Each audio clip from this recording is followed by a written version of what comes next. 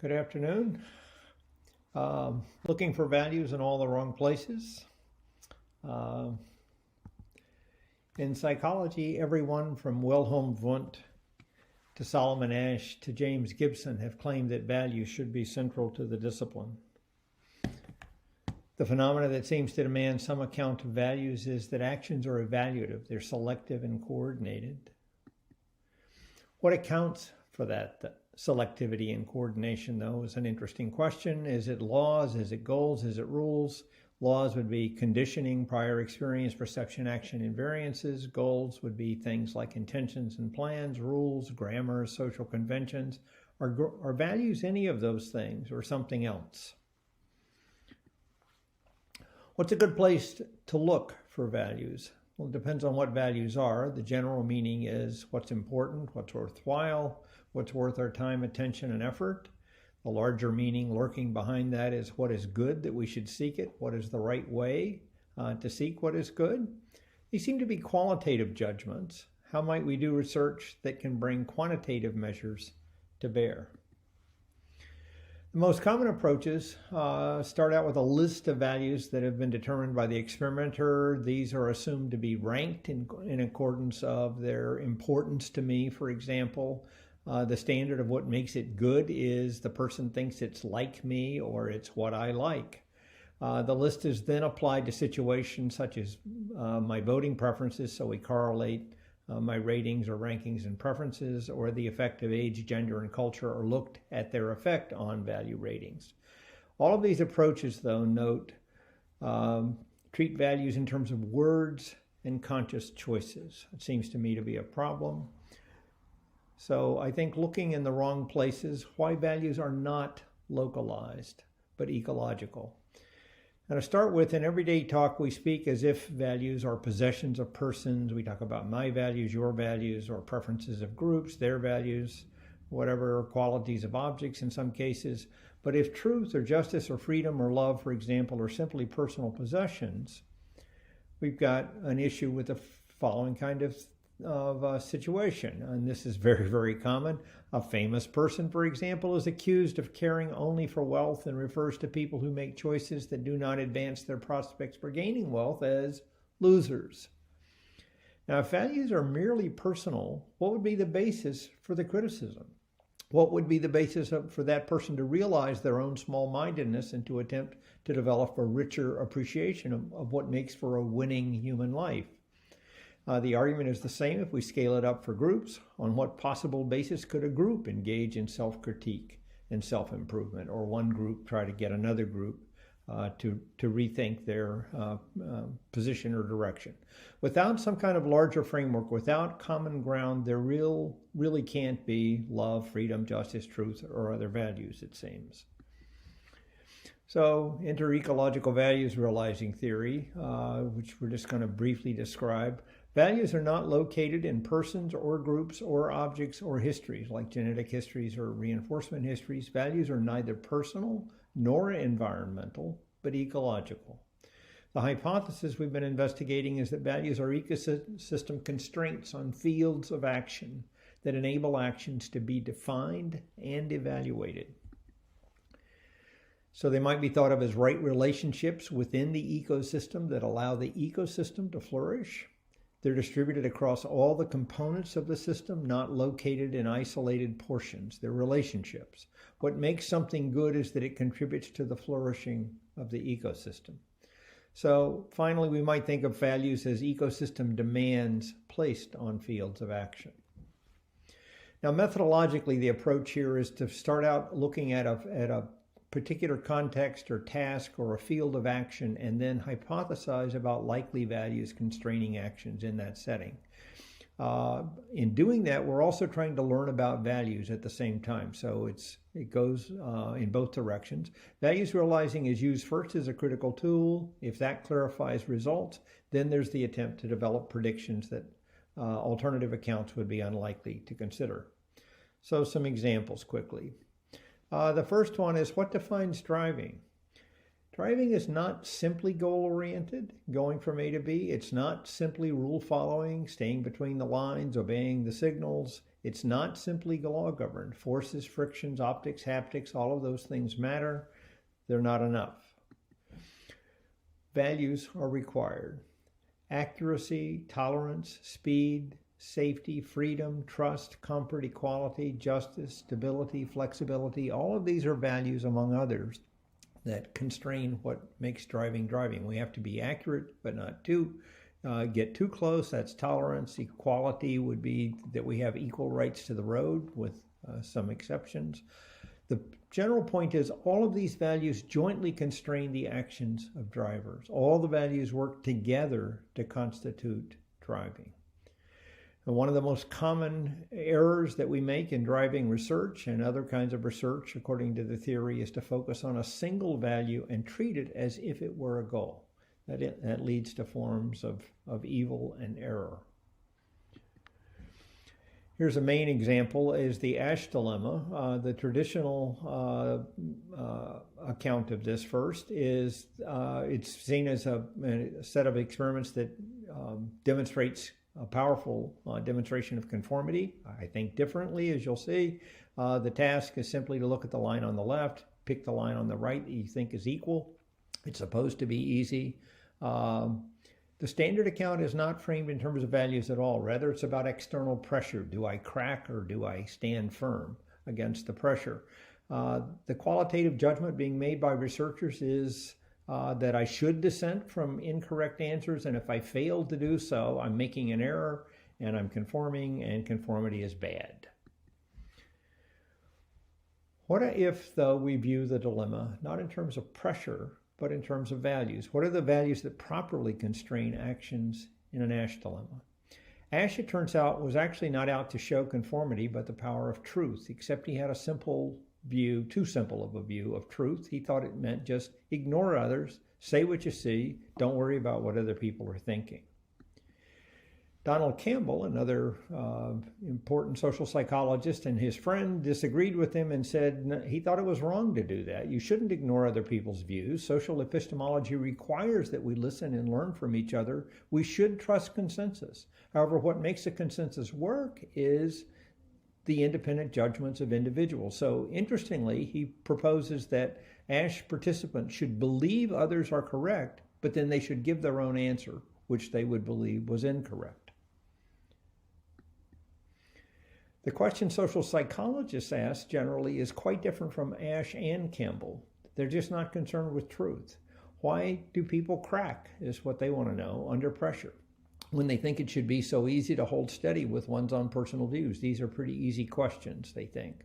Their answer is either participants somehow get confused and follow blindly, they're just sort of silly sheep, or they know the right answer, but they fear others will humiliate them or ostracize them or something of the sort. So these standard views I want to critique as individualistic, self-centered, and defensive. The motivation is really fear. You're afraid of being wrong or afraid of being rejected. The qualitative judgment being made here is that people are concerned about their reputation. They don't care about truth, for example. They just care about their reputation. It leads them to be conformists.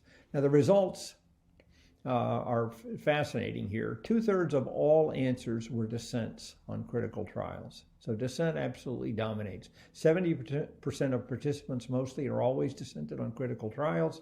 There's little or no evidence that people believed the majority was correct, even when they chose to agree. The median pattern was 9 dissents and 3 agreements, and 25% of participants dissented every time. Those results, I think, challenge Ash, Campbell, and the standard views of social psychologists. We don't have a good grasp on this yet, I think.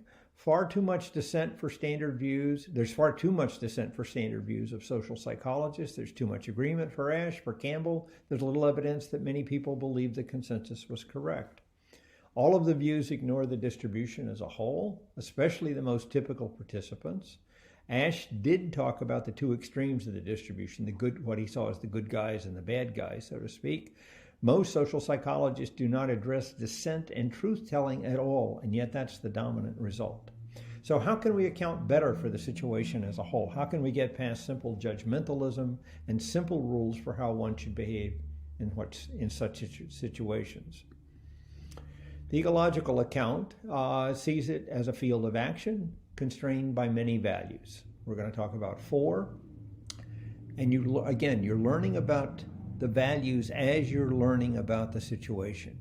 Truth turns out to be, how can I say what is true about the situation in which we all find ourselves? The situation, not just what's the correct answer to this particular question. Social solidarity, how can I say something that demonstrates care for the communities of which I am a part so that they too can realize values? Truth and justice, for example. Justice, how can I say something true that demonstrates care for others in a way that does justice to all the individuals and groups to whom I am accountable? How can I be true to my own perception, to my peers, to the experimenter, and to all the groups and communities of which I am a part? Trust is not following blindly, but the ongoing activity of using all available resources to determine what leads toward truth and goodness. It cannot be reduced to simple acceptance of others' claims or an assumption of one's own infallibility. So these 4 constraints, I think, provide boundary conditions for appropriate action in the Ash dilemma. They make it possible to be both critical of others and to be self-critical, and to look for a way of honoring all the relationships and all the goods that define the situation. So the hypothesis is that participants engage in creative, cooperative action that goes beyond the all-or-nothing trap that Ash thought he had created, which he thought he had created a simple choice between right and wrong. Given, however, that there are 12 critical trials, people are trapped on any one answer. They just choose A, B, or C, but they've got 12 critical trials. They can vary their answers over time to make a more nuanced, complex answer. Participants make clear their dissent, their respect for others, and the complexity of the situation, and the need to trust each other to find out what is going on to have produced this awkward situation. Am I right? Are others right? Are we both wrong? Are we all trapped in some strange situation? That's what's really going on, of course. Realizing values pragmatically, what the average participants in Ash's study do, we think, is they are signaling awkwardly but as best they can the tension and truth of their situation, with the hope that it will lead them and their peers, them and their peers to lead them to further dialogue. They make clear their dissent, but occasionally they repeat what others have said to indicate to them that they acknowledge their point of view, with the hope that if they stay engaged with each other, perhaps together, they can learn what's really going on. Now, the flip side of this is if one always disagreed with incorrect peers, that's what Ash thought was the right thing to do, it could potentially signal distrust and a lack of social solidarity. It would be a likely conversation stopper. You're not likely to keep talking too long to somebody who always disagrees with you at every turn. Keeping dialogue open, even in awkward and threatening situations, is crucial to learning what is really true. So what are the advantages of the ecological account? It sees the field of action in terms of cooperation, creativity, and criticism rather than conformity and independence. It shows how much more complex socially and morally the situation was than other viewpoints have pointed out. It provides a more comprehensive framework to assess the moral worth and social appropriateness of various actions.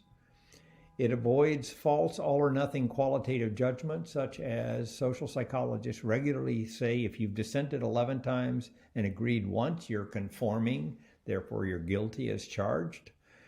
It generates new perspectives on social dilemmas and generates new hypotheses. And the final example here is one that was predicted, speaking from ignorance effect. The situation here is you're looking at a screen, people are sitting at positions A, B, C, or D. The position D is the position of ignorance. If you're sitting at that, looking at that sharp angle, you cannot see what's on the screen sufficiently clearly to answer the question correctly by yourself. So you become dependent on A and B. Methodologically, what we were trying to do was invert the Ash situation. In the Ash situation, it invites dissent. That seems like the obvious thing to do there. In this situation, the obvious thing to do is to agree with others. So the question is, if A and B give the correct answer first, which they do in the experiment, What does D do?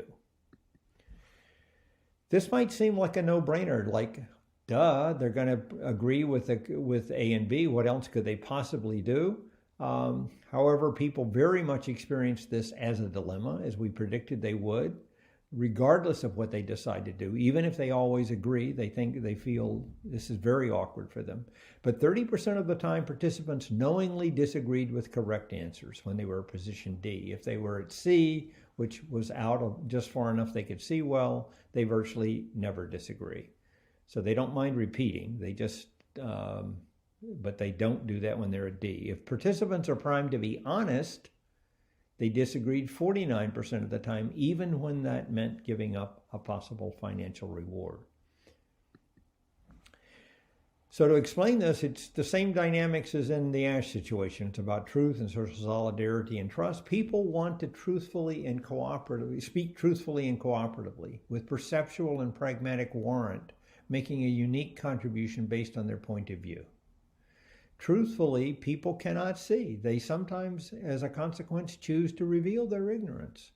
They trust other people's answers, but they also trust that other people will trust their being true to their unique position.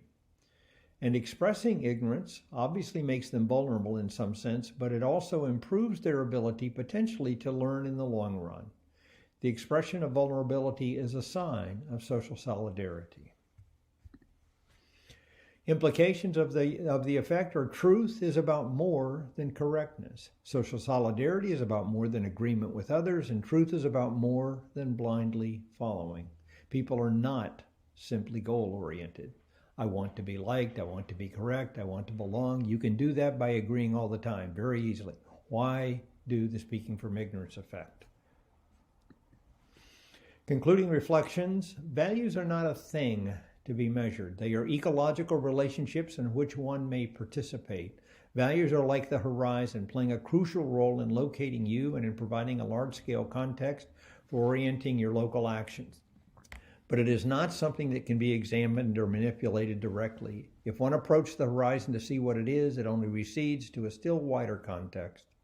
Despite its socially distanced qualities, the horizon can help in locating oneself and directing one's actions. Perhaps one of the keys to life and to good research is to connect the local and immediate to the distant and far-reaching. Thanks for participating, and thanks to Joanna and her colleagues for arranging and hosting.